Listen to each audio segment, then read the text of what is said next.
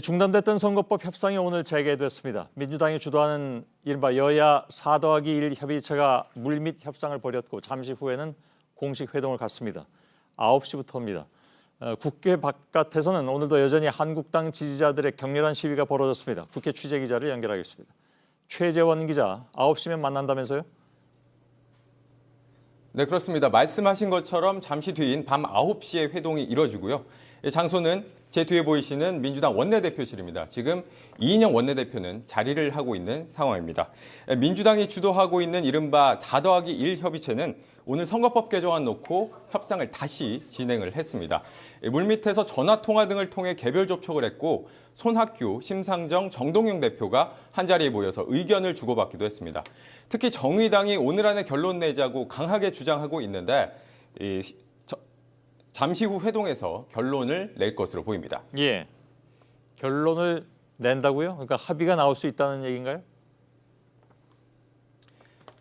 그렇습니다. 그럴 가능성이 있습니다. 민주당과 정의당이 상당 부분 의견차를 좁힌 것으로 알려졌기 때문에 합의가 나올 가능성이 있습니다. 특히 쟁점이었던 석패율제는 도입하지 않는 대신 민주당이 제시한 것으로 알려진 이중 등록제, 그러니까 지역구 출마자가 비례대표로도 등록할 수 있도록 하는 방안이 거론되고 있습니다. 또 내년 총선에만 한시적으로 비례대표 50석 가운데 30석만 정당 득표율을 연동해 뽑는 방안도 거론되고 있습니다. 예. 다만 각 당의 서로 다른 계산법을 하나로 모아야 하는 만큼 진통이 예상됩니다. 그러면 대표로 모인 사람들이 전권을 위임받아서 하는 겁니까? 아니면 여기서 결론이 나더라도 또 추인을 받아야 되는 겁니까?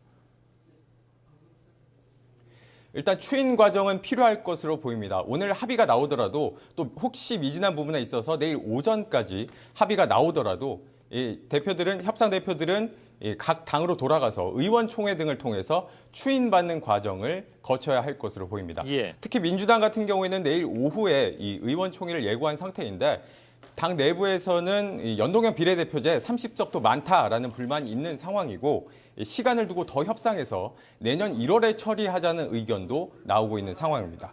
또 다른 당 역시도 석패율제는 필요하다는 말이 나오고 있습니다. 본회의 가능성은 내일 오전까지 지켜봐야 할 것으로 보입니다. 알겠습니다. 최재원 기자였습니다.